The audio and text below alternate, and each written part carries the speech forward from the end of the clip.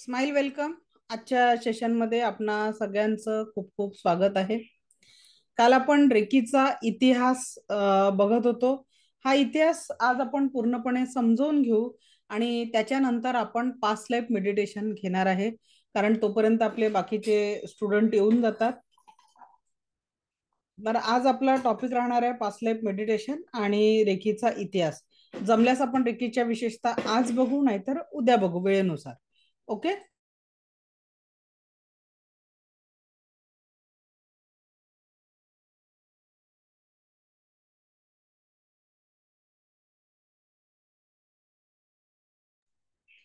So आजचा आपला topic आहे रेकीचा इतिहास. काल आपण बघितलं की डॉक्टर, आणि थोडी फॅनची स्पीड वाढवून घ्या.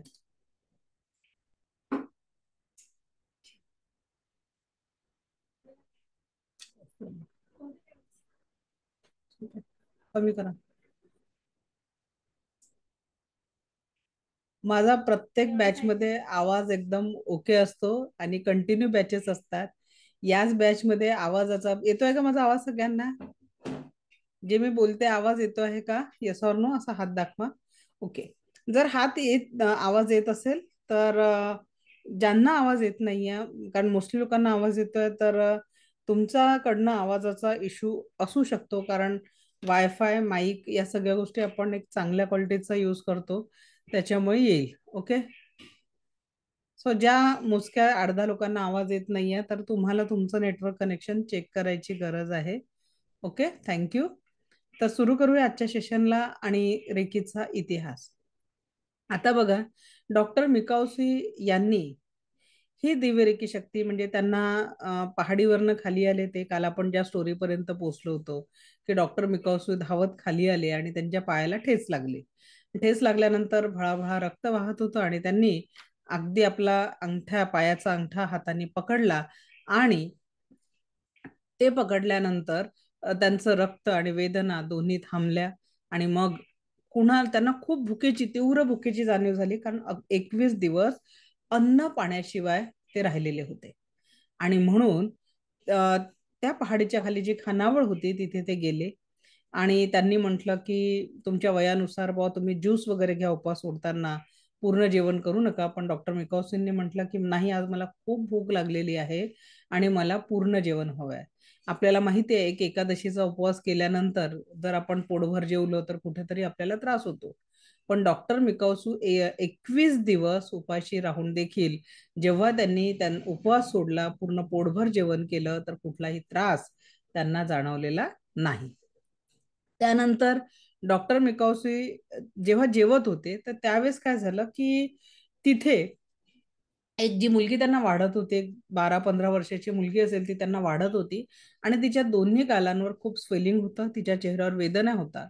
इंटरनल असं डॉक्टर मिकाउसूंना इंटेन्शन मिळालं की आपण या मुलीच्या गालावर हात ठेवले पाहिजे.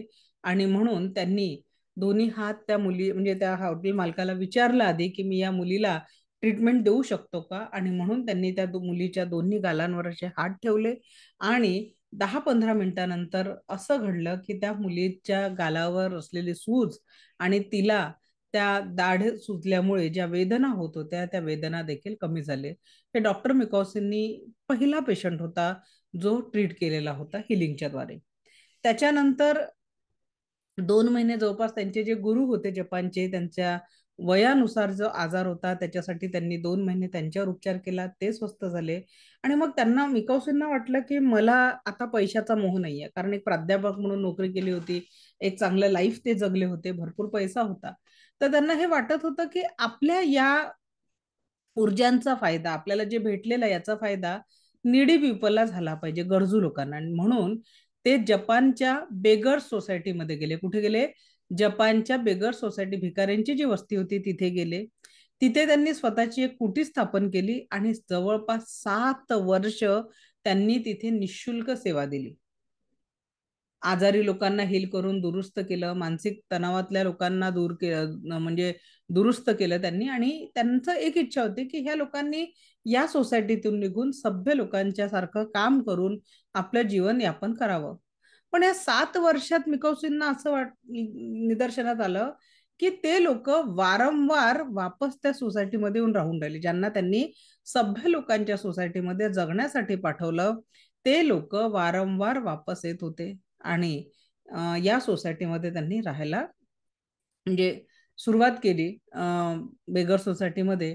मग डॉक्टर मिकासूंना कळलंच नाही की माझं नेमकं काय चुकलं, माझा उद्देश चांगला होता, मी ज्या ऊर्जांसाठी एवढा वेळ दिला, ज्या लोकांमध्ये मी या एनर्जी दिल्या, त्या लोकांच्या जीवनात का बरं बदल घडला नाही. आणि म्हणून ते ध्यान अवस्थेत बसले आणि त्यांनी स्वतःला प्रश्न केला की कोणता प्रश्न केला की नेमकं काय झालं. आणि ते मेडिटेशन मध्ये त्यांना इंटेन्शन म्हणा किंवा आकाशवाणी म्हणा, या याच्यातनं त्यांना त्या गोष्टी जाणवल्या. काय जाणवल्या की ही जी एनर्जी आहे रेकीची, ती त्यांना कोणी मागितली होती का? नाही, स्वतःहून दिली होती. त्याच्या बदल्यात त्यांनी काही पैसे घेतले होते का? परत उत्तर होतं नाही. हे दोन नाहीचे उत्तर त्यांना मिळाले आणि तिथून रेकीसाठी दोन नियम तयार झाले. कुणी मागितल्याशिवाय रेकी द्यायची नाही. काय नियम तयार झाला? कुणीही मागितल्याशिवाय रेकी द्यायची नाही, त्या बदल्यात काहीतरी मोबदला घ्यायचा. अगदी मी माझ्या मुलाला रेकी दिली, पण माझा मुलगा काय करेल माझ्यासाठी? माझा मुलगा मला एक ग्लास पाणी जरी आणून दिलं तरी ऍज अ ग्रॅटिट्यूड म्हणून मी त्याला एनर्जी देणार. तर इथून रेकीसाठी दोन नियम सुरू झाले, लिहून घ्या. कोणी मागितल्याशिवाय रेकी द्यायची नाही आणि त्या बदल्यात काहीतरी मोबदला घ्यायचा. मग आता तुम्हाला प्रश्न पडला असेल की मॅडम तुम्ही हे 10 दिवस फ्री सेशन का बरं घेताय, किंवा सगळ्यांना जो शक्तिपात देणार आहे तो फ्री मध्ये का बरं देणार आहे, हा प्रश्न तुम्हाला पडला असेल. तर त्याचं उत्तर तुम्हाला सांगते की आज या रेकीने मला एवढं भरभरून दिलेलं आहे आणि तुम्हाच्यापर्यंत रेकी पोचवणं हे ग्रॅटिट्यूड म्हणून, म्हणजे जे युनिवर्स मला देत आहे, दिल्याने मल्टिप्लाय होतं. मी तुम्हाला सांगितलं की साधा आपण एक रुपया कोणाला दिला तरी प्रार्थना करा की याच्या जीवनात सर्व प्रकारचा आनंद निर्माण करून मल्टिप्लाय होऊन माझ्याकडे परत आहे. तर जेवढं मी तुम्हाला देणार ते निसर्ग जो सगळ्यांना देतोय, त्याचं असं काही नाही की फक्त अंबानीला द्यायचं आहे किंवा बिलगेट्सला द्यायचं आहे. तो सगळ्यांना देण्यासाठी आहे, आपण मागितलं नाहीये. आणि ते जर मागायचं असेल तर देणं पण शिका. आणि म्हणून मल्टिप्लिकेशन मला युनिवर्स कडनं मिळते आणि म्हणून त्या गोष्टी मी तुम्हाला तुमच्यापर्यंत ही फ्री रेकी ऊर्जा पोचवते. ठीक आहे. पण तुम्ही आता दुसऱ्यांनी मागितल्याशिवाय द्यायची नाही, हा एक प्रश्न. पैशाचा तर आपण समजवला की फी का नाही आहे, कारण ग्रॅटिट्यूड म्हणून आहे. मग जो व्यक्ती अटुनमेंटसाठी इथे तुम्हाला जरी ग्रुपवर ऍड केलं, पण तुमची मर्जी आहे म्हणून तुम्ही अटेंड करताय, किंवा तुमची मर्जी आहे म्हणून तुम्ही शक्तिपात अटेंड करणार, कारण विदाऊट एनर्जी एक्सचेंज तुम्ही या रेकी ऊर्जांचा वापर करू शकत नाही. यासाठी शक्तिपात घेणं खूप महत्वाचं आहे. जेव्हा मी शक्तिपात, म्हणजे आता मी उद्या ठरवला होता, पण आपला शक्तिपात हा गुरुवारी सकाळी 7 वाजता होणार. ठीक आहे, कारण उद्या माझा मास्टर लेवलचा अटुनमेंट आहे पहाटे 5:15 एकाच दिवशी. एवढा अटुनमेंट देऊ शकत नाही, माझ्या पण एनर्जीला मर्यादा आहेत. त्यामुळे आपला जो शक्तिपात राहील तसा ग्रुपवर मेसेज येईल गुरुवारी सकाळी. गुरुवारी कुठली तारीख आहे? 25 नाही, गुरुवारी पहाटे 5:15लाच घेऊ आपण. ठीक आहे, गुरुवारी 5:15लाच पहाटे होईल. तर त्या पद्धतीने आपल्याला पुढे प्रॅक्टिस करता येणार. म्हणजे ज्यांचा शक्तिपात मिस झाला 5:15चा पहाटे, त्यांचा शक्तिपात परत होणार नाही. त्याच्यासाठी तुम्हाला पुढच्या बॅचची वाट बघावी लागेल, कारण रेकी लेव्हल 1ची माझी पर्सनल याची फी 3,000 रुपये पर्सन, म्हणजे ग्रुपमध्येच होतात ते सेशन. पण जेव्हा माझे पेड सेशन असतात तेव्हा 3,000 लेव्हल 1, 4,000 लेव्हल 2 आणि 5,000 लेव्हल 3ची फी असते. ठीक आहे. 7ला घेऊ शकत नाही, माझ्या हसबंडची इलेक्शन ड्युटीवर त्यांना जायचंय, त्यांचा टिफिन वगैरे रेडी करावं लागेल मला 7 वाजता, तर पॉसिबल नाही आहे. म्हणून मी आधी कॅलेंडरकडे डेट बघितली की 25 माझं शेड्यूल काय आहे. ठीक आहे, तर त्याच्यामुळे 5:15ला आपण शक्तिपात घेऊ. म्हणजे मी 6 नंतर माझे कामं करण्यास मोकळे, तुम्ही पण तुमचे कामं करण्यास मोकळे. एक दिवस लवकर उठा ना. आपल्याला समजा एखादी ट्रेन पकडायला जायची आहे, तर आपण काय करतो? थोडं लवकर उठतो की नाही, सगळी तयारी करतो. तर आता इथे जीवनाला सकारात्मकतेच्या ट्रेनची जोडायचं आहे, आनंदाशी जोडायचं आहे. एक दिवस लवकर. ओके, चला. तर डॉक्टर मिकॉसींनी मग तिथून निघाले हॉस्पिटल, म्हणजे ते त्याची जी कुटी बांधली होती तिथून निघाले, सभ्य व्यक्तींच्या लोकांच्या सोसायटीमध्ये गेले आणि तिथे जाऊन त्यांनी एक रेकीचं क्लिनिक टाकलं, बोर्ड लावला बिना दवाई उपचार. आता विचार करा, बिना दवाई उपचारचा जेव्हा बोर्ड जपान सारख्या विकसित राष्ट्रात दिसेल, लोक एक्सेप्ट करतील का? सायंटिफिक दृष्ट्या हे एक्सेप्ट न करणारी गोष्ट होती. पण जेव्हा या रेकी म्हणजे एक व्यक्ती होता, त्याला खूप वर्षापासून पोटाचं दुखणं होतं, त्यांनी खूप सारे उपाय केले होते आणि म्हणून त्यांनी विचार केला, चला जाऊन बघूया खरंच रेकी काम करते का. आणि म्हणून तो त्या क्लिनिकमध्ये गेला, तो पूर्णपणे बरा झाला आणि हळूहळू डॉक्टर मिकावसेंकडे पेशंटची खूप मोठी रांग लागायला लागली. त्याच्यातच तो द्वितीय महायुद्धाचा काळ होता आणि हिरोशिमा नागासाकीवर जेव्हा बॉम्बलास्ट झाला, तिथले जे एअर चीफ मार्शल होते ते होते चिरोजी हयाशी. त्यांनी डॉक्टर मिकासू यांची शरण घेतली आणि या ऊर्जांचा प्रचार आणि प्रसार करण्यासाठी तिथे एक मोठं रिसर्च सेंटर त्यांनी चालू केलं. चिरोजी हयाशींनी काय केलं, जपानमध्ये एक मोठं रिसर्च सेंटर चालू केलं. हे आहेत चिरोजी हयाशी, जे तुमच्या स्क्रीनवर दिसत आहेत मधले. पण यांनी जे रिसर्च सेंटर चालू केलं, सगळ्यात महत्वाचं जे काम आहे ना, हवाई टकाटा यांनी केलं. हवाई टकाटा या मूळच्या जपानच्या होत्या, लग्नानंतर त्या सेट कुठे झाल्या होत्या, अमेरिकेला. ठीक आहे, मूळच्या जपानच्या, लग्नानंतर त्या अमेरिकेला सेटल झाल्या आणि त्यांनी त्यांना वयाच्या 30व्या वर्षी एक रेअर काइंड ऑफ कॅन्सर झाला आणि त्यांना जो कॅन्सर झाला होता, अनेक कॉम्प्लिकेशन्स त्यांच्या शरीरावर होते. आजपासून जवळपास 100 वर्ष आधी अनेक कॉम्प्लिकेशन्स त्यांच्या शरीरावर होते आणि त्यांना असं माहिती होतं की जपानमध्ये कुठली तरी एनर्जी आहे ज्याच्या भरोश्यावर आपण ठीक होऊ शकतो. त्या एनर्जीवर विश्वास ठेवून ते चिरोजी हयाशीला भेटले आणि 6 महिने त्यांच्यावर नियमित उपचार, रेकी उपचार चालला आणि त्या पूर्णपणे स्वस्थ झाल्या. विचार करा, 30व्या वर्षी ज्या महिलेला कॅन्सर झाला त्या 82 वर्षापर्यंत जगल्या आणि जगाला त्यांनी 22 रेकी ग्रँड मास्टर दिले. आज भारतात रेकी येण्याचा मुख्य सोर्स त्या हवाई टकाटा. आज तर ऑनलाईन मुळे आपण बऱ्याच ठिकाणून एकत्र येऊ शकतो, पण डॉक्टर आपल्या हवाई टकाटांमुळे आज जगभरात रेकी आली. म्हणूनच रेकी असोसिएशनचं, इंटरनॅशनल रेकी असोसिएशनचं मुख्य केंद्र हे आज जपान नसून अमेरिका आहे, कारण तिथे त्याचा वटवृक्ष. आज जर आता आपण तुमच्या समोर गुगलवर गेलो, आज भारतामध्ये आपण स्ट्रगल करतोय रेकीसाठी, अजूनही सायंटिफिकली इस्रो आपलं जे आयुष मंत्रालयाची मान्यता याला भेटलेली नाही आहे. बट जर आपण काम करू शकलो तर निश्चितच आपण या रेकीला जगामध्ये मान्यता देऊ शकू. जर आता आपण गुगलवर गेलो, का बरं रेकी काम करते, आणि इथे मी टाकलं रेकी इन हॉस्पिटल,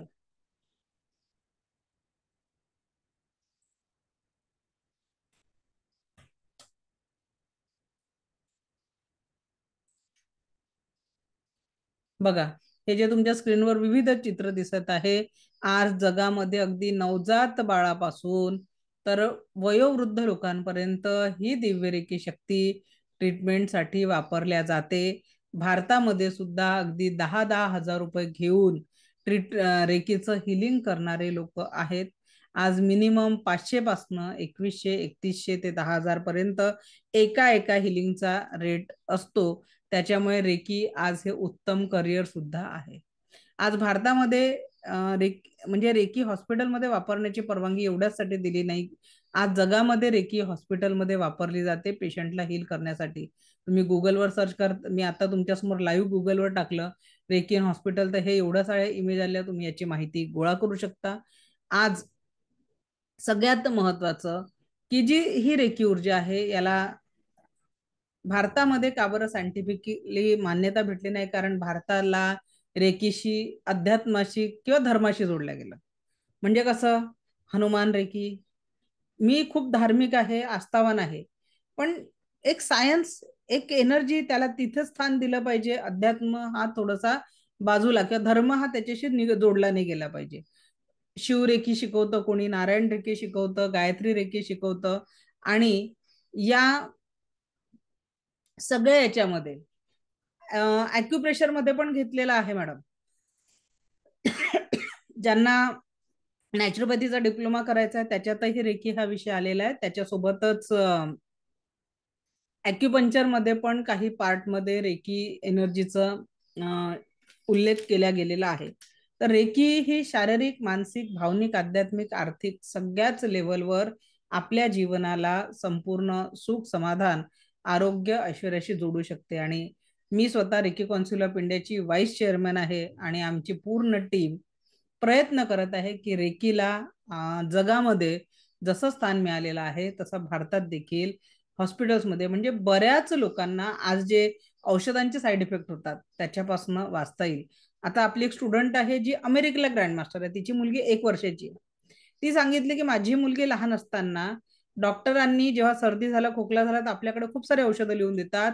तिथे अमेरिकेमध्ये औषधं देत नाही. तुम्ही बाळाला भरपूर दूध पाजायचं आणि तुम्ही व्यवस्थित आहार घ्या की बाळाची तब्येत स्वस्थ राहील, एवढंच सांगितलं जातं. मेडिसिन देत नाही. आपल्याकडे साधं सर्दी खोकल्यासाठी बाळांना खूप सारे औषधं दिले जातात. तर हे जे औषधांचं लहानपणापासून साईड इफेक्ट होतात, प्रत्येकाला माहिती आहे की आज शुगर कुणाला डिटेक्ट झाला की त्याचं गोळीचं प्रमाण वाढवावं लागतं. गोळीनंतर काही दिवसात ते इन्सुलिनवर येतं आणि बाकीच्या ऑर्गनवर इफेक्ट होतो, हे आपल्याला सगळ्यांना माहिती आहे.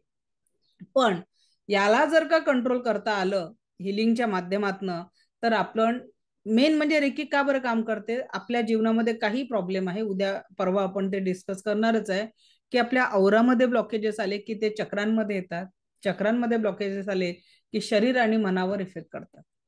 आणि एखाद्याला सर्दी खोकला झालाय तर डॉक्टर त्याला सर्दी खोकल्याचं औषध देतात.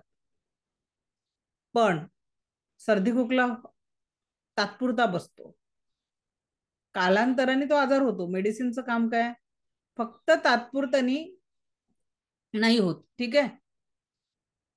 यस, माझं DNYS झालेलं आहे. मी नॅचरोपॅथीचा सुद्धा अभ्यास करते. रेकी त्याच पद्धतीने काम करत असते. ठीक आहे. मी माझ्याबद्दल सांगितलंच नाही की मी किती अल्टरनेटिव्ह थेरपीमध्ये काम करते. मी महाराष्ट्र ॲक्युपंक्चर कौन्सिलची लिगल प्रॅक्टिशनर आहे. जसं MBBS लोकांना रजिस्ट्रेड नंबर असतो ना, तसा माझ्याकडे महाराष्ट्र ॲक्युपंक्चर कौन्सिलचा रजिस्टर गव्हर्नमेंटचा नंबर आहे प्रॅक्टिशनरचा. मी सुजोग थेरपिस्ट आहे. माझं या कामासाठी माझं बरेच अवॉर्ड मिळाले. वर्ल्ड बुक ऑफ रेकॉर्ड मध्ये सुद्धा माझं नाव आहे. पण मी माझ्याबद्दल सांगत बसेल तर आपला महत्वाचा मुद्दा बाजूला राहील. ठीक आहे. कारण मी कोण आहे हे तेवढं जाणून घेणं महत्वाचं नाही, ते तुम्हाला गुगलही सांगून टाकेल. पण मला जे तुम्हाला शिकवायचं आहे, सध्या मी जो संकल्प केलाय त्याच्यासाठी मला तुमच्याशी कनेक्ट होऊन बोलणं खूप गरजेचं आहे. ओके. चला, थँक्यू. सो आता आपण पुढे जाऊ पास्ट लाईफ मेडिटेशन साठी. मी रेकीचा इतिहास तुम्हाला सांगितला, आता आपण एक छान मेडिटेशन घेणार आहे. पास्ट लाईफ मेडिटेशन जे मी तुम्हाला सांगितलं होतं. चला, रूट चक्रापर्यंत तुम्ही दिसलात आणि तुमचा व्हिडिओ ऑन असला तर तुम्ही या मेडिटेशनचा खूप चांगला लाभ घेऊ शकणार आहे. शक्य असेल त्यांनी चष्मा काढून ठेवा, हेडफोन लावला तरी चालेल, चष्मा काढून ठेवा.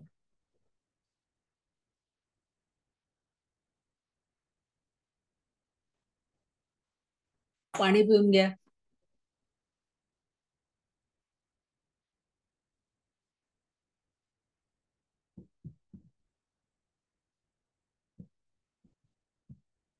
आहे ना पेशन्स, 20 मिनिटं अगदी शांत बसण्याचा.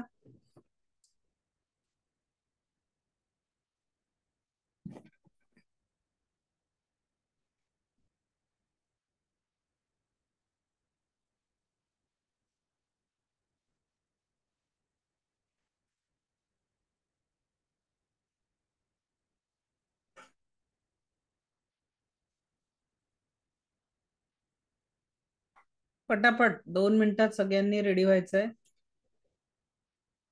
मनीषा म्हणून ते तुमच्या खिडकीतनं खूप प्रकाश येतोय, तो त्रास देईल मला तुमचा, म्हणजे त्या पद्धतीने वर्क करताना.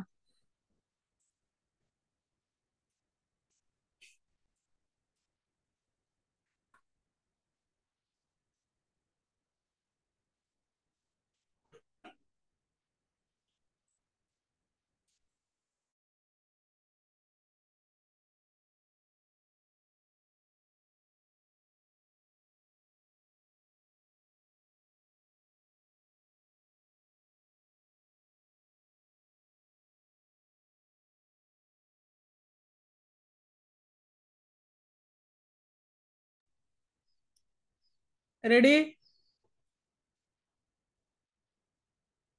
ट्रेन ट्रॅव्हलिंग मध्ये आहे तर करू नका. जे लोक प्रवासात असतील, वाहनांच्या सोबत असतील, त्यांनी ध्यान साधनेला बसायचं नाही.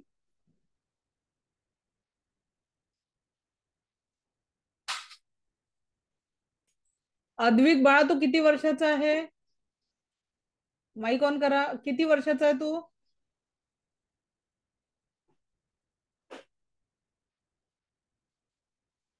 माईक ऑन करा, माईक.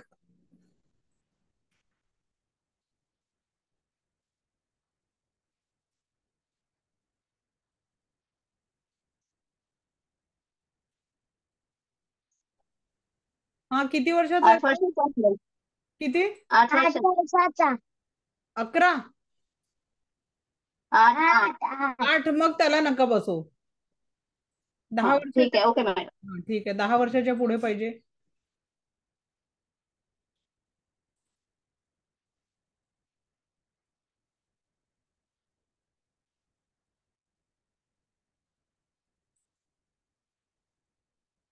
Okay, ready? चला, आता ज्यांचे व्हिडिओ बंद आहेत त्यांची जबाबदारी आपली नाही.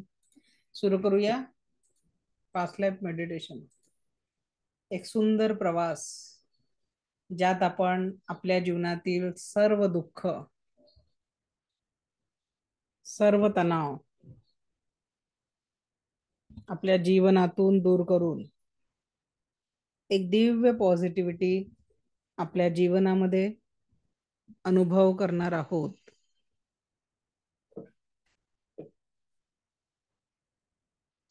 सो जीवनामध्ये संपूर्ण पॉझिटिव्हिटी आणि आनंद आणायचा असेल तर सर्वप्रथम आपल्याला जुना वाईट पास्ट, दुःखद घटना यांना मनातनं बाहेर काढून टाकावं लागेल. आणि ज्या काही चांगल्या घटना आपल्या जीवनात घडलेल्या आहेत त्या सर्व घटनांना मनाच्या गाभाऱ्यात कुलूपबंद करायचं आहे. मनाच्या गाभाऱ्यात कुलूप बंद करायचं आहे. डोळे हलके बंद, पाठीचा कणा ताठ, संपूर्ण लक्ष येणाऱ्या आणि जाणाऱ्या श्वासांवर. येणारा प्रत्येक श्वास आपल्याला परमसुख, समाधान, आरोग्य, ऐश्वर्य आणि दीर्घायुष्य प्रदान करत आहे. जाणाऱ्या प्रत्येक श्वासासोबत शरीर, मन, 7 चक्राने ओरातील सर्व प्रकारची नकारात्मकता, सर्व प्रकारची नकारात्मकता कायमस्वरूपी काढून टाकत आहे. काढून टाकत आहे. काढून टाकत आहे. येणारा प्रत्येक श्वास आपल्याला परमसुख, समाधान, आरोग्य, ऐश्वर्य आणि दीर्घायुष्य प्रदान करत आहे. चला मग आता एका सुंदर प्रवासाला जाऊया. सुंदर प्रवासाला. हा प्रवास जसा जसा आपण मागे जाणार अगदी सहजतेने आपल्या मस्तिष्कामध्ये असलेली नकारात्मकता, जीवनामध्ये असलेली नकारात्मकता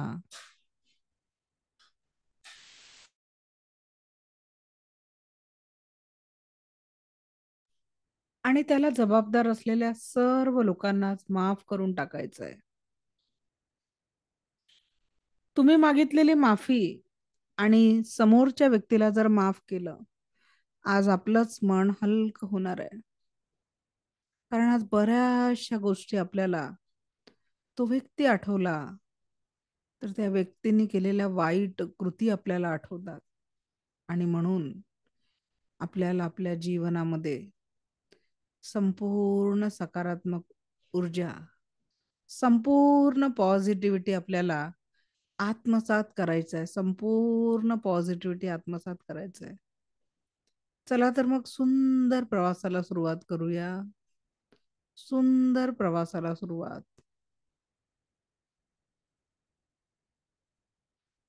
तुम्ही आता जिथे आहात तिथूनच आपण हा प्रवास सुरू करणार आहे. तिथूनच हा प्रवास सुरू करणार आहे.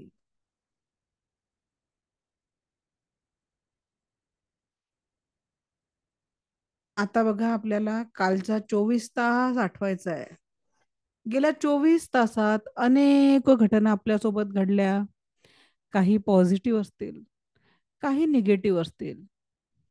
तर आपल्या जीवनामध्ये ज्याही चांगल्या आठवणी आहेत ना कालच्या 24 तासातल्या, त्याला मनाच्या गाभाऱ्यात कुलूप बंद करायचं आहे. मनाच्या गाभाऱ्यात कुलूप बंद करायचं आहे. मनाच्या गाभाऱ्यात कुलूप बंद करायचं आहे. आणि ज्या कुठल्या कटू आठवणी आहे, त्या कटू आठवणींना जेही लोक जबाबदार आहे, आज मोठ्या मनाने त्यांना माफ करून टाका. गेल्या 24 तासात ज्यांनी ज्यांनी तुम्हाला शब्दांनी कृतीनी दुखावलेलं आहे, त्रास दिलेला आहे, आज प्रत्येक व्यक्तीला माफ करून टाका. We are all connected with the universe. आपण या ब्रह्मांडाशी सर्वजण कनेक्टेड आहे.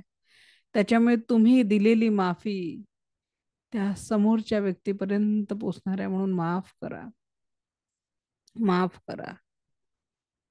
आणि जेही आनंदाचे क्षण ते मनाच्या गाभाऱ्यात कुलूप बंद करायचे आहेत.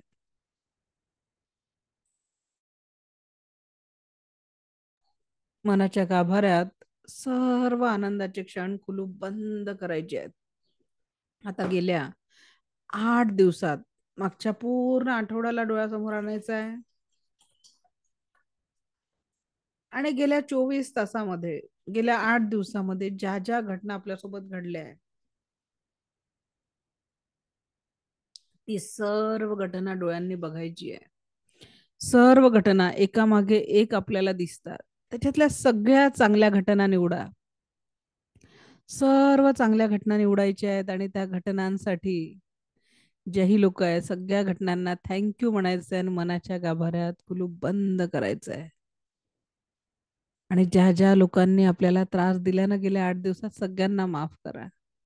माहिती आहे कठीण आहे माफ करणं, पण तरी माफ करून टाकायचं आहे. कारण त्यांना आपण नकारात्मकतेने जर डोक्यात ठेवलं तर ते लोक वारंवार आपल्याला त्रास देतात. अगदी त्यांच्या आठवणीतनं सुद्धा ही आपल्या मनामध्ये नकारात्मकता क्रिएट करतात. म्हणून माफ करून टाका त्यांना. माफ करून टाका, माफ करून टाका, माफ करून टाका.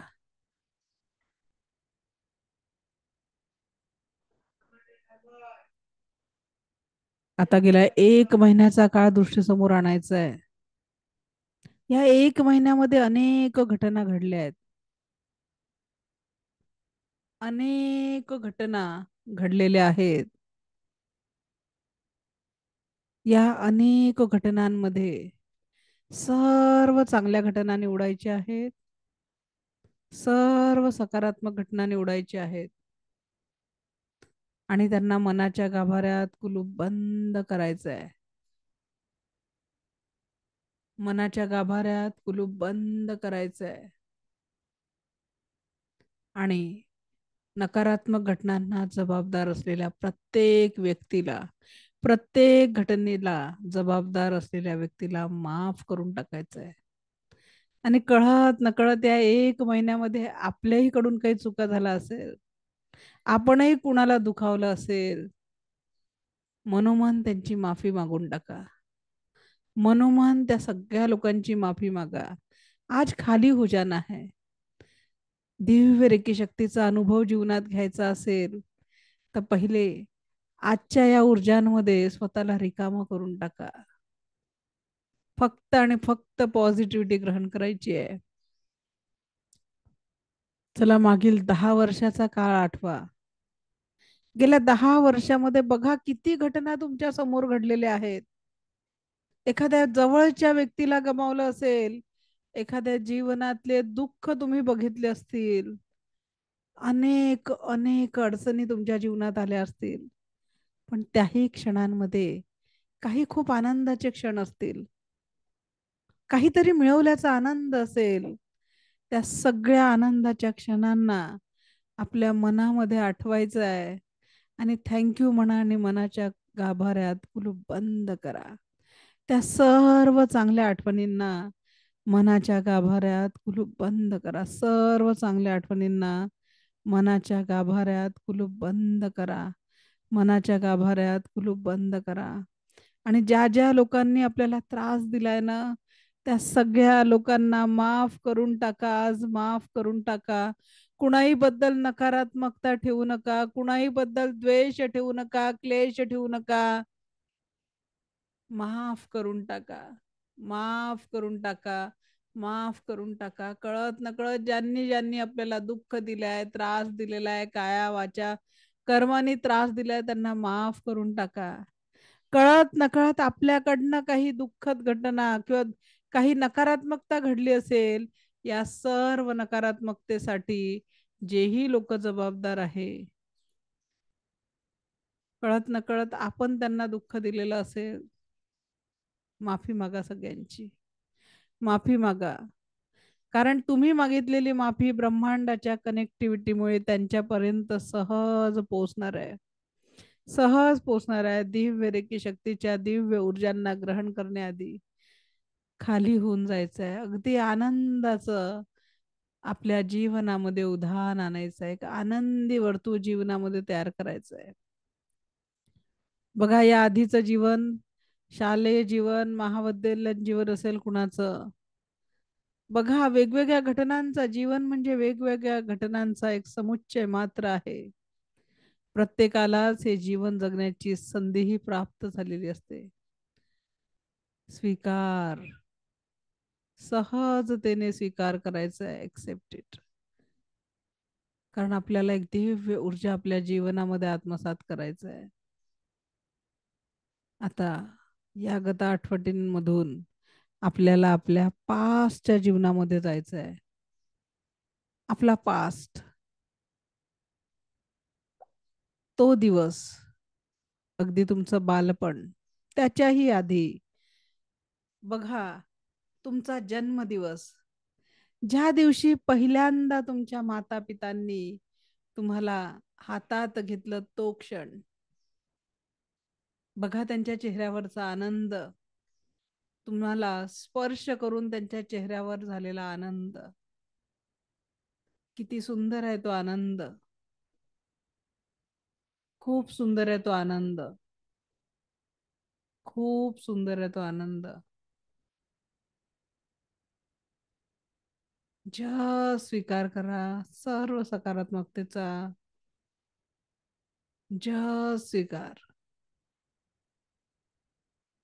बघा, लहानपणचा काही एखादा दुःखाचा क्षण आठवत असेल, कृतीनी, कायानी, वाचेनी, मनानी तुम्ही जर कुणाला दुखावलं असेल, माफी मागून टाका. माफी मागा. माफी मागा. माफी मागा. कुणालाही दुखावलं असेल, माफी मागा. आणि तुम्हाला कोणी दुखावलं असेल, सगळ्यांना माफ करून टाका. आता बघा, ते निरागस बाळ तुमच्या आईवडिलांच्या हातात आहे, ते तुम्ही आहात. ते निरागस बाळ जे तुमच्या आईवडिलांच्या हातात आहे, ते तुम्ही आहे. आणि त्यांच्या चेहऱ्यावरचा तुम्हाला पहिला स्पर्श करून आलेला आनंद अनुभवा. तुम्हाला पहिल्यांदा स्पर्श करून जो तुमच्या आईवडिलांना आनंद झालाय, तो अनुभवा. किती देखणं तुमचं रूप आहे आणि तुम्हाला बघून आईवडिलांना झालेला आनंद. या आनंदाला मनाच्या गाभाऱ्यात कुलूप बंद करायचं आहे. या आनंदाला मनाच्या गाभाऱ्यात कुलूप बंद करायचं आहे. कारण इथून पुढे आपल्या जीवनात फक्त परमसुख, समाधान, आरोग्य, ऐश्वर्य आणि दीर्घायुष्याच्या ऊर्जांनी स्वतःला परिपूर्ण करायचं आहे. संपूर्ण जीवनामध्ये परमसुख, समाधान, आरोग्य, ऐश्वर्य आणि दीर्घायुष्याच्या ऊर्जांनी स्वतःला परिपूर्ण करायचं आहे. परिपूर्ण करायचं आहे. परिपूर्ण करायचं आहे. संपूर्ण आनंद, संपूर्ण सुख, संपूर्ण समाधान. दिस इज युअर लाईफ. आणि आता बघा क्रिएटरनी तुमच्या हातात एक कोरी पाटी दिलेली आहे. कोरी पाटी तुमचं जीवन आनंदाने लिहिण्याची, इथून पुढच्या प्रत्येक क्षणामध्ये सुख, समाधान, आरोग्य, ऐश्वर्य अनुभवण्याची. घट्ट पकडा ती कोरी पाटी, घट्ट पकडा, छातीशी घट्ट पकडा. याच कोऱ्या पाटीवर आपल्याला नवीन आनंदाची सुरुवात करायची आहे. नवीन आनंदाची सुरुवात करायची आहे. जीवनातल्या सुखाची सुरुवात करायची आहे. जीवनातल्या परमसुखाची सुरुवात करायची आहे. कारण गेलेला क्षण परत येत नाही. आपल्या जो जगायला आहे तो फक्त आणि फक्त वर्तमानातला हाच क्षण, वर्तमानातला केवळ हाच क्षण आहे. म्हणून जीवनाला इथून पुढे संपूर्ण आनंदाच्या ऊर्जांची परिपूर्ण करायची आहे. संपूर्ण शरीरात आज स्वतःला आणि ब्रह्मांडाला सांगून टाका, मैं स्वस्थ हूँ, मस्त हूँ, जबरदस्त हूँ. मैं स्वस्थ हूँ, मस्त हूँ, जबरदस्त हूँ. जीवनाचा प्रत्येक क्षण हा माझा परमसुख, समाधान, आरोग्य, ऐश्वर्य आणि दीर्घायुष्याने भरलेला आहे. माझ्या जीवनाचा प्रत्येक क्षण परमसुख, समाधान, आरोग्य, ऐश्वर्य आणि दीर्घायुष्याने भरलेला आहे. मी आणि माझा परिवार प्रत्येक क्षण सुखी, समाधानी, आरोग्य संपन्न, ऐश्वर्य संपन्न, दीर्घायुषी जीवन जगत आहे. Yes, this is I am. स्वतःला सांगायचं, yes this is I am, मैं यही हूँ, मैं यही हूँ, यही मेरा अस्तित्व है. हमेशा स्वस्थ, मस्त, जबरदस्त. आणि आज आपण परमसुख, समाधान, आरोग्य, ऐश्वर्य आणि दीर्घायुष्याच्या ऊर्जेशी आपल्या जीवनाला कनेक्ट करत आहोत. आपण आपल्या जीवनाला परमसुख, समाधान, आरोग्य, ऐश्वर्य आणि दीर्घायुष्याच्या ऊर्जांशी कनेक्ट करतोय. परमसुख, समाधान, आरोग्य, ऐश्वर्य आणि दीर्घायुष्याच्या ऊर्जांशी कनेक्ट करतोय. याचमुळे आपल्या चेहऱ्यावर एक दिव्य आनंदाची झळ उमटलेली आहे. एक दिव्य आनंदाची झळ उमटलेली आहे. दिव्य आनंदाची झळ उमटलेली आहे. आप बहुत हैप्पी हो, बहुत हैप्पी हो. आणि चेहऱ्यावर एक सुंदर स्माइल क्रिएट झालेला आहे. सुंदर स्माइल क्रिएट झालेला आहे. सुंदर स्माइल क्रिएट झालेला आहे.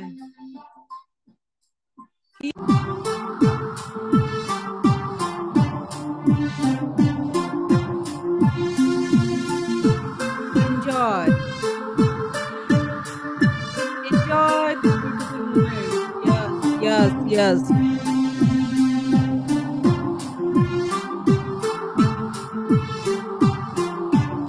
Very good. Very good. Keep smiling. Keep smiling. Keep smiling. यही तो आप हो. स्वस्थ, मस्त, जबरदस्त, हमेशा हंसते मुस्कुराते. स्माइल ना खोने पाए, स्माइल ना खोने पाए, स्माइल ना खोने पाए, स्माइल ना खोने पाए. This is you are, this is you are, this is you are. यही तो आप हो, यही तो आप हो. हमेशा हंसते, हमेशा हंसते, हमेशा हंसते. हर पल जिंदगी मुस्कुराने के लिए है, खुशियों के साथ जीने के लिए है. आज अपने आप को इस खुशियों की एनर्जी से पावरफुल कर दो. आज से आने वाला हर क्षण सुखों के लिए है, सुखों के लिए है, सुखों के लिए है. डिक्लेयर कर दो ब्रह्मांड को कि इस दुनिया के सबसे खुशहाल इंसान मैं हूँ, सबसे स्वस्थ इंसान मैं हूँ, सबसे अमीर इंसान भी मैं हूँ. I am the best, I am the best, I am the best, I am the best, I am the best, I am the best. Slowly याच आनंदासोबत हळूवार हळूवार परत यायचंय. Come back, come back, come back. Slowly, slowly open your eyes, slowly open your eyes. डोळे उघडायला कुठलीही घाई करू नका. हळूवार डोळे उघडायचे आहेत. हळूवार, अगदी हळूवार डोळे उघडायचे आहेत. Just relax, relax and just relax. slowly, slowly come back. पाणी पिऊन घ्या थोडं.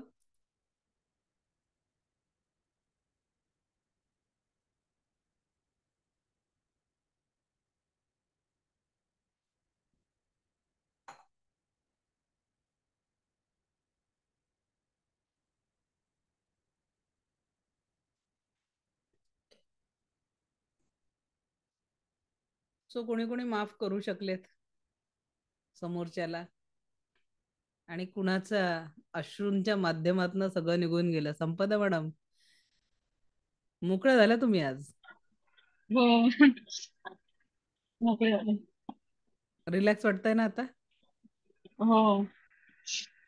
कारण तो अश्रूंचा बांध आईला त्या मिस केलं. वर्षापासून थांबवून ठेवला होता ना. आणि कसं आहे, जेव्हा आपण दुसऱ्यांचा द्वेष करतो किंवा राग पकडून ठेवलेला असतो, त्या व्यक्तीला काहीच फरक पडत नसतो, कारण वर्षा आणि वर्षापासून त्या गोष्टी घडलेल्या असतात. कधी कळत घडलेल्या असतात, कधी नकळत घडलेल्या असतात. पण आपण वर्तमानातल्या प्रत्येक क्षणामध्ये त्या गोष्टींना आपल्या जीवनामध्ये घेत असतो आणि आपणच दुःखी होत असतो. आणि म्हणून समोरच्याला माफ करणं खूप गरजेचं आहे. समोरच्याची माफी मागणे गरजेचं आहे, कारण प्रत्येक वेळेस चूक दुसऱ्याचीच नसते, कधी आपली पण झाली असते. आपण जी रेकी ऊर्जा ग्रहण करणार आहे इथून पुढे, त्याच्यासाठी हे खाली होणं खूप गरजेचं आहे.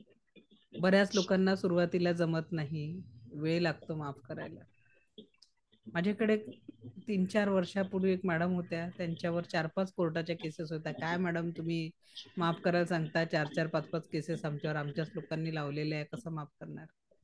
पण त्या माफ करण्याच्या प्रक्रियेतनं जेव्हा पार पडल्या, 5ही केसेस आपोआप नील झाल्या आणि सगळा पॉझिटिव्ह रिझल्ट त्यांच्या बाजूने लागला. माहिती नाही आपल्या जीवनात कुठं ब्लॉकेजेस असेल, आपल्या जीवनातल्या आनंदासाठी कुठे आपण थांबवून ठेवलेलं होतं. दुसऱ्यांसाठी नाही, इथून पुढे या देहासाठी जगायचंय.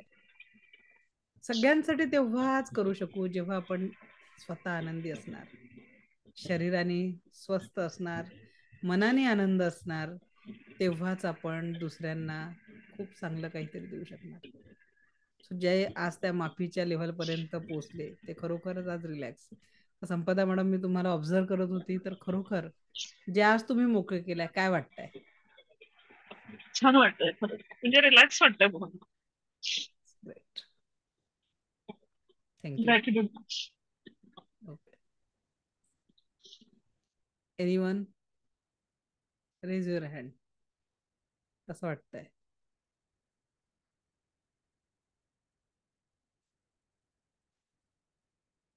Want to share? इकडे चॅटबॉक्स मध्ये शेअर करता, इकडे हँड रेज करा, म्हणजे मी तुम्हाला बघू शकेल. हा बोला, ओप्पो मॅडम, अनम्यूट करा. ओप्पो नावाने ज्या जॉईन झाल्या, अनम्यूट करा. माईक ऑन करा मॅडम. तोपर्यंत प्रणिता मॅडम, अनम्यूट करा. मॅम, मी 9th बॅच मधनं आहे. मी फर्स्ट टाइम केलेलं आहे की तेव्हा मला स्मेल येत होता आणि मी तुम्हाला सांगितलेलं त्यावेळी की घाण स्मेल येतो म्हणून. आता मी 3 लेवल आणि आता मी एवढी फ्रेश आहे. मला खूप खूप म्हणजे खूप एनर्जी आली. मी सकाळी लवकर उठते, योगा पण करायला मी गार्डन मध्ये वगैरे जाते. खूप म्हणजे खूप एनर्जी फील होते. आणि मी जेव्हा गार्डन मध्ये मेडिटेशन करते तेव्हा माझं मीन्स रूट चक्र, स्वादिष्टान चक्र आणि मणिपूर चक्र यामध्ये ना एक व्हायब्रेशन जाणवतं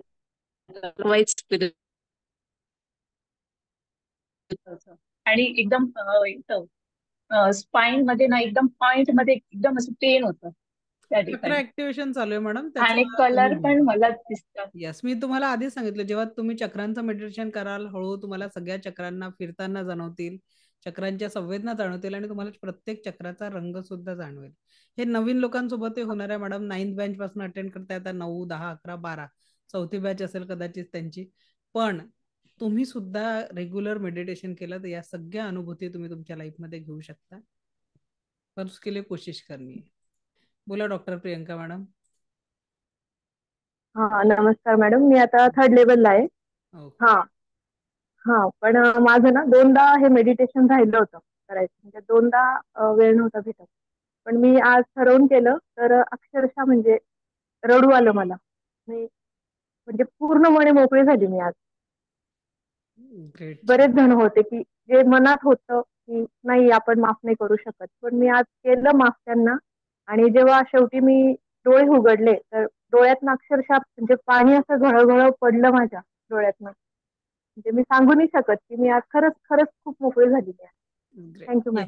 हेच आपल्याला पाहिजे की कारण ज्या गोष्टी पकडून ठेवल्या आहेत विनाकारण त्या समोरच्याला लक्षात घ्या त्रास नाही. हे मेडिटेशन कुणासाठी होतं? आपल्या स्वतःसाठी होतं.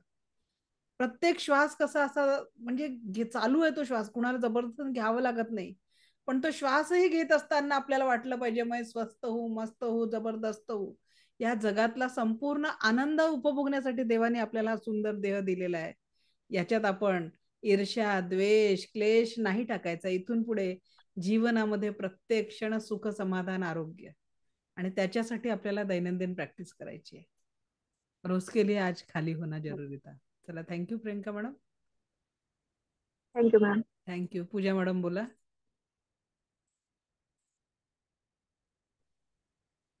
आवाज येतोय? येतोय, बोला. मला ना कठीण वाटतंय ऍक्च्युली. दुसऱ्याला माफ करणं माझ्याकडून होत नाहीये, त्याच्यामुळे मला रिलॅक्स वाटलं पण तेवढं नाही. आता माफ करणं का गरजेचं आहे मी तुम्हाला सांगते. ठीक आहे? का बरं एखाद्याला माफ करणं गरजेचं आहे? आता समजा आता पूजा मॅडमने म्हटलं की मला माफ करणं खूप कठीण वाटतंय, मी नाही माफ करू शकत. पण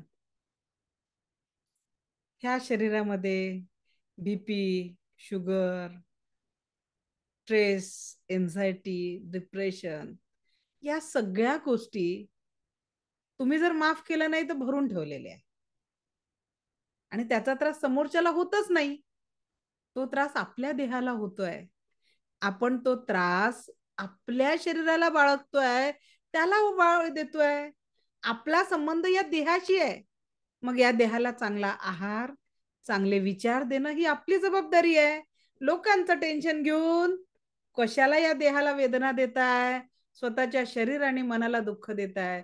जीवनामध्ये खरा आनंद जर तुम्हाला मिळवायचा असेल तर सगळ्यात पहिले खुद को खुश करो. आणि म्हणून माफ करायचंय. माफ करणं कठीण आहे. लोकांनी आपल्याला खूप दुःख दिले असतात आणि म्हणून मी नेहमी सांगते की व्यक्ती महत्वाचा असेल, चुकांना विसरून जा. आणि चुका लक्षात ठेवायचं असेल तर स्वतःमध्ये एवढी ताकद निर्माण करा की व्यक्तीला विसरू शकाल. कसंही जगलात तरी आयुष्य एक दिवस संपणार आहे आणि म्हणून या पुढचा प्रत्येक क्षण सुख, समाधान, आरोग्य, ऐश्वर आणि दीर्घायुष्याने घालवायचा असेल, जगायचा असेल, घालवायचं नाही, जिंदगी काटणं नाही, जिंदगी जीना आहे. या सगळ्या सुखांसोबत जीवन जगायचं असेल तर माफ करता आलं पाहिजे. माफ केल्याशिवाय शुद्धीकरण होणार नाही. ते दुसऱ्यांसाठी नाही आहे, आपल्या स्वतःसाठीच आहे. बोला सोनी मॅडम, अनम्यूट करा. मॅडम माहिती नाही, देवाच्या कृपेमुळे म्हणजे माझ्या आयुष्यात असे प्रसंग घडले नाहीयेत अजून की मला कोणाला माफ करायची वेळ येईल किंवा काय. पण मी इतकी म्हणजे पटकळ काइंड ऑफ मुलगी आहे ना की मी पटकन म्हणजे समोरच्याला दुखवणारं बोलते, माहिती नाही. पण म्हणजे ती माफी मलाच गरजेची होती त्यांच्याकडून मागणं. तर ते खूप छान वाटलं मला. मी रिलॅक्स झाले, कारण मला ते नंतर गिल्ट येतं माझ्या मनामध्ये की मी असं बोलायला नको होतं, हे नव्हतं करायला हवं. तर ती गोष्ट म्हणजे मला त्यामुळे जास्त रिलॅक्स वाटलं की आज मी त्या सगळ्यांकडून माफी मागू शकले आणि माझ्या आयुष्यात खूप आनंदाचे प्रसंग झालेत. म्हणजे सगळे ते मी माझ्या आता हृदयात साठवून ठेवले. तर त्यासाठी thank you so much. Thank you. Very good, खूप छान. संतोष सर, तुम्ही इकडे स्क्रीनवर दिसत नाहीये, तुम्हाला अनम्यूट करण्यासाठी हँड रेस करा. इकडे तिकडे मेसेज मध्ये मला कळत नाही. चला, जागृती मॅडम अनम्यूट करा. Hello madam. नमस्कार, बोलिए। मैम मुझे मराठी पूरी तो समझ में नहीं आती, मगर मैं डे 1 से आपकी क्लासेस रेगुलरली कर रही हूँ। आज मेडिटेशन में ये समझ में आया कि हमें हर पुरानी चीज जिसने हमें हर्ट किया है, पर्सन और एनीथिंग, उन्हें हमें लेट गो, मतलब माफ कर देना, फॉरगिव करना है। मगर मैम जब बात अपनों की आती है जो हमारे बहुत क्लोज है, उन्हें माफ करना और उनके साथ आगे बढ़ना बहुत टफ हो जाता है कभी कभी। यस, सही बात है आपकी। पर क्यों माफ करना? क्योंकि मैंने दो बात बोली ना, अगर इंसान थोड़ा भी हमें लगता है कि हमारे लिए इम्पोर्टंट है तो उसको माफ कर दो, ठीक है। आणि जर अगर वो इंसान छोड़ सकने की ताकत है तो छोड़ दो। पर जनरली ये करीबी रिश्तों में ये होता है कि हमारे लिए इंसान को ही चुनना पड़ता, हम छोड़ नहीं सकते। और बहुत सारी उसके प्रति, रिस्पॉन्सिबिलिटीज हो जाती है मैम। हाँ, उसके प्रति अगर हम क्रोध पाले, उसके प्रति मन में ईर्ष्या या नफरत पाल के रखे, तो उस इंसान को कोई फर्क नहीं पड़ने वाला है। हम अपने शरीर को बीमारियों से भर रहे हैं, क्योंकि 99% कैंसर भी किसी को होता है तो ओनली बिकॉज ऑफ वो सफरिंग है जो हमने अंदर ही अंदर दबा के रखी है। अब हर रोज आप कोई गलत विचार, गलत सोच, दुखों के रीजन दबा रहे हो, दबा रहे हो, दबा रहे हो, फिर वो उम्र के साथ साथ बड़ी बीमारियों का रूप धारण कर लेते हैं।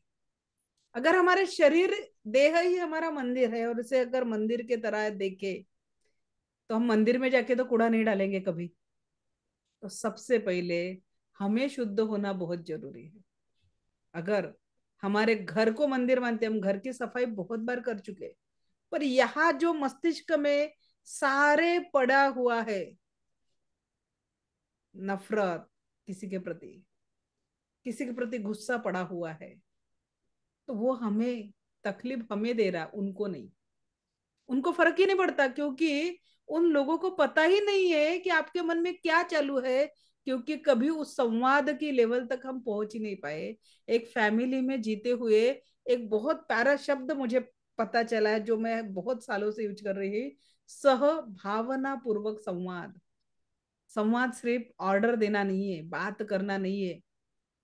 तो एक दिल की बात, वो चाहे कोई भी रिश्ता हो, सास बहू का हो या बेटा माँ का हो या पति पत्नी का हो या बॉस कलीग का हो या दो दोस्तों का हो, रिश्ता चाहे कोई भी हो, पर उस रिश्ते में जब तक संवाद सहभावना पूर्वक, यानी आपकी भावना, अगर हम एक ही घर में रह रहे, 10 साल हो गए, 20 साल हो गए, 25 साल हो गए, 30 साल हो गए, पर हम हमारी भावनाएं दूसरे तक नहीं पहुंचा रहे, तो हर वक्त सामने वाले की गलती नहीं है। पहले गलती एक्सेप्ट करो कि मैं, मेरी भावनाएं सामने वाले तक पहुंचा ही नहीं पा रही, तो ढूंढो कि मुझे उन किस भावनाओं पे वर्क करना है, मुझे और जी शुरुआत कहाँ पे करनी है। जी क्योंकि कैसे भी जिएंगे ना तो जिंदगी तो खत्म होने वाली है, जी मैम। वो हमें उसको नहीं रोक सकते।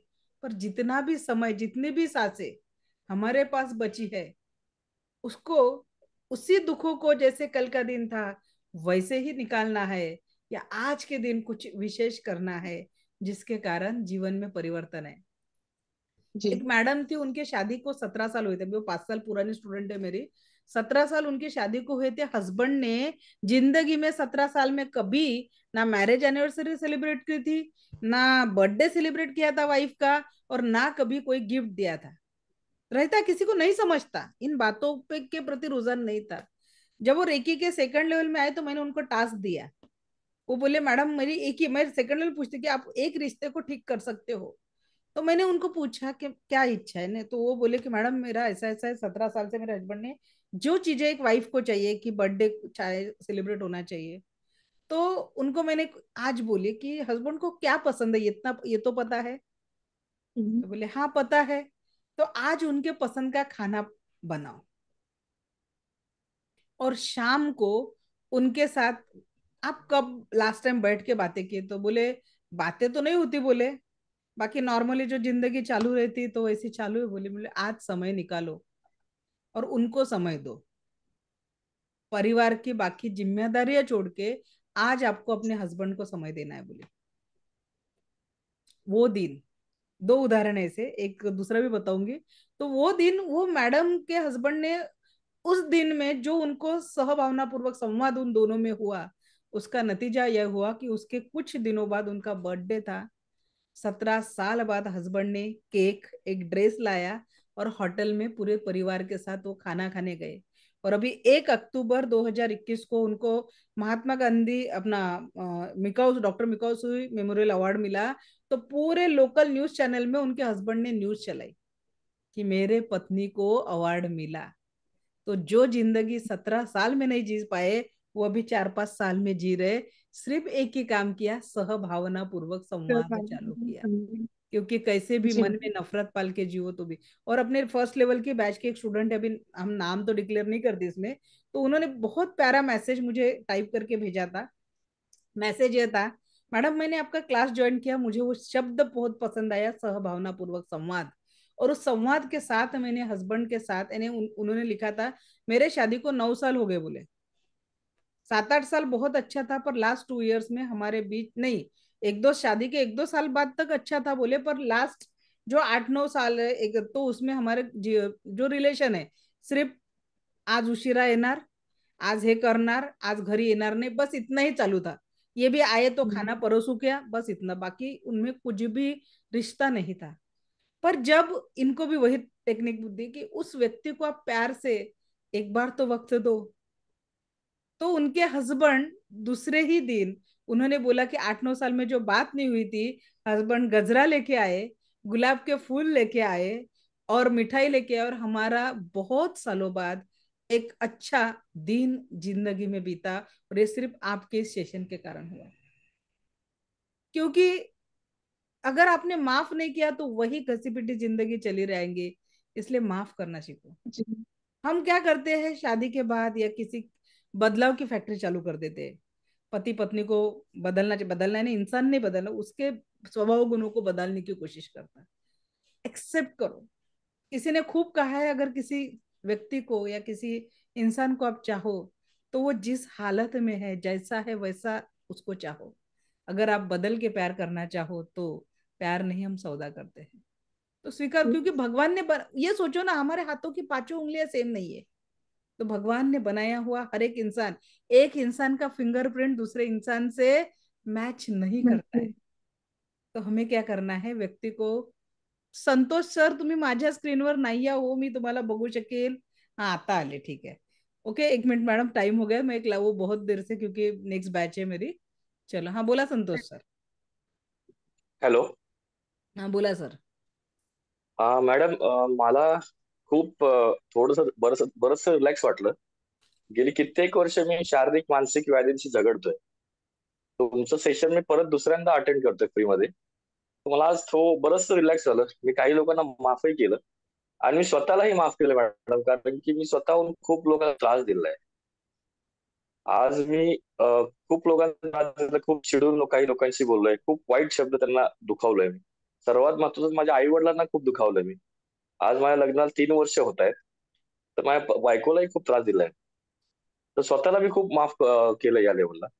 आणि आता मला एक पॉझिटिव्ह ऊर्जा वाटते की मी माझ्या शारीरिक आणि मानसिक व्याधींमधनं, मला जो काही डिप्रेशनचा त्रास आहे, चिंता एन्झायटी त्रास आहे, त्यातनं हळूहळू मी नक्कीच येत्या 6 महिन्यात वर्षभरात बाहेर पडेल असं मी प्लॅनिंग करतोय मॅडम. नक्की सर, थँक्यू मॅडम. मी तुमचं नक्की पुढच्या लेवलला या सर, त्याच्यातनं बाहेर काढण्याची जबाबदारी मी घेते. कारण जर ओके तुम्ही मॅडम. आज जे करू शकला ना ते कठीण आहे सगळ्यांनाच जमणं. तुम्ही जर स्वतःला माफ केलं आणि दुसऱ्यांना माफ करू शकलात ना, तीच खरी सुरुवात आहे की तुम्ही तुमच्या जीवनामध्ये खरं सकारात्मकतेचं ट्रान्सफॉर्मेशन आणू शकता. ओके, नक्की so madam. Thank you thank you. Madam. Thank you. आणि ज्यांचे बाकी थँक्यू. ज्यांचे एक्सपिरियन्स आहे त्यांनी आज ग्रुप ओपन करते, त्याच्यावर आजचं सेशन कसं वाटलं जरूर शेअर करा. दुसऱ्यांसाठी प्रेरणा बना, कारण त्यांनाही, जे लोक या बॅचला मिस करताय, पुढची बॅच जॉईन करू शकतील, त्यांना ती प्रेरणा मिळेल. याच आशेने मला ऐकून घेतलं, यासाठी आपले कोटी कोटी आभार. Thank you madam. दिव्य रेखी थँक्यू मॅडम. शक्ती आपल्या जीवनात परम सुख, समाधान, आरोग्य, ऐश्वर्य आणि दीर्घायुष्य निर्माण करो, हीच ईश्वरचरणी प्रार्थना. Thank you, thank you, thank you. Thank you very much.